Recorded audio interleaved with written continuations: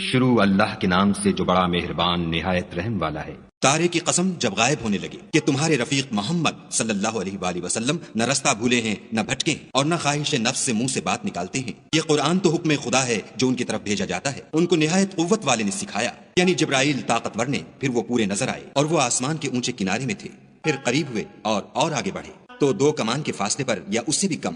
پھر خدا نے اپنے بندے کی طرف جو بھیجا سو بھیجا۔ جو کچھ انہوں نے دیکھا ان کے دل نے اس کو جھوٹ نہ جانا۔ کیا جو کچھ وہ دیکھتے ہیں تم اس میں ان سے جھگڑتے ہو؟ اور انہوں نے اس کو ایک اور بار بھی دیکھا ہے، پرلی حد کی بیری کے پاس، اسی کے پاس رہنے کی بہشت ہے، جبکہ اس بیری پر چھا رہا تھا جو چھا رہا تھا۔ ان کی آنکھ نہ تو اور طرف مائل ہوئی اور نہ حد سے آگے بڑھی۔ انہوں نے اپنے پروردگار کی قدرت کی کتنی ہی بڑی بڑی نشانیاں دیکھیں۔ بھلا تم لوگوں نے لات اور عزا کو دیکھا اور تیسرے منات کو کہ یہ بت کہیں خدا ہو سکتے ہیں؟ مشرکو، کیا تمہارے لیے تو بیٹے اور خدا کے لیے بیٹیاں؟ یہ تقسیم تو بہت بے انصافی کی ہے۔ وہ تو صرف نام ہی نام ہے جو تم نے اور تمہارے باپ دادا نے گھڑ لیے ہیں۔ خدا نے تو ان کی کوئی سند نازل نہیں کی۔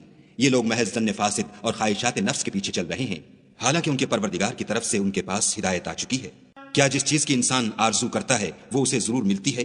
آخرت اور دنیا تو خدا ہی کے ہاتھ میں ہے، اور آسمانوں میں بہت سے فرشتے ہیں جن کی سفارش کچھ بھی فائدہ نہیں دیتی مگر اس وقت کہ خدا جس کے لیے چاہے اجازت بخشے اور سفارش پسند کرے۔ جو لوگ آخرت پر ایمان نہیں لاتے وہ فرشتوں کو خدا کی لڑکیوں کے نام سے موسوم کرتے ہیں، حالانکہ ان کو اس کی کچھ خبر نہیں۔ وہ صرف ظن پر چلتے ہیں اور ظن یقین کے مقابلے میں کچھ کام نہیں آتا۔ تو جو ہماری یاد سے روگردانی کرے اور صرف دنیا ہی کی زندگی کا خواہاں ہو اس سے تم بھی منہ پھیر لو۔ ان کے علم کی یہی انتہا ہے۔ تمہارا پروردگار اس کو بھی خوب جانتا ہے جو اس کے رستے سے بھٹک گیا، اور اس سے بھی خوب واقف ہے جو رستے پر چلا۔ اور جو کچھ آسمانوں میں ہے اور جو کچھ زمین میں ہے سب خدا ہی کا ہے، اور اس نے خلقت کو اس لیے پیدا کیا ہے کہ جن لوگوں نے برے کام کیے ان کو ان کے اعمال کا برا بدلہ دے، اور جنہوں نے نیکیاں کی ان کو نیک بدلہ دے۔ جو صغیرہ گناہوں کے سوا بڑے بڑے گناہوں اور بے حیائی کی باتوں سے اجتناب کرتے ہیں، بے شک تمہارا پروردگار بڑی بخشش والا ہے۔ وہ تم کو خوب جانتا ہے جب اس نے تم کو مٹی سے پیدا کیا، اور جب تم اپنی ماؤں کے پیٹ میں بچے تھے تو اپنے آپ کو پاک صاف نہ جتاؤ۔ جو پرہیزگار ہے وہ اس سے خوب واقف ہے۔ بھلا تم نے اس شخص کو دیکھا جس نے منہ پھیر لیا اور تھوڑا سا دیا پھر ہاتھ روک لیا؟ کیا اس کے پاس غیب کا علم ہے کہ وہ اسے دیکھ رہا ہے؟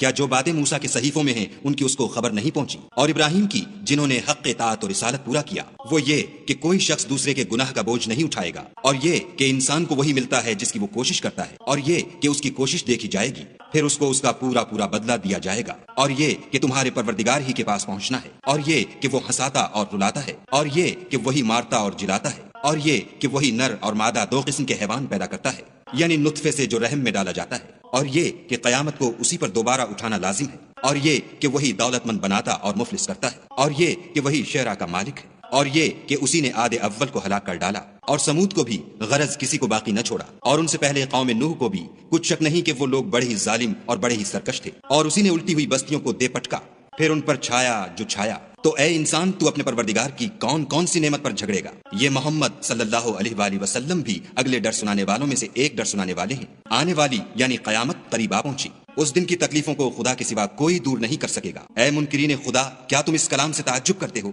اور ہنستے ہو اور روتے نہیں، اور تم غفلت میں پڑ رہے ہو؟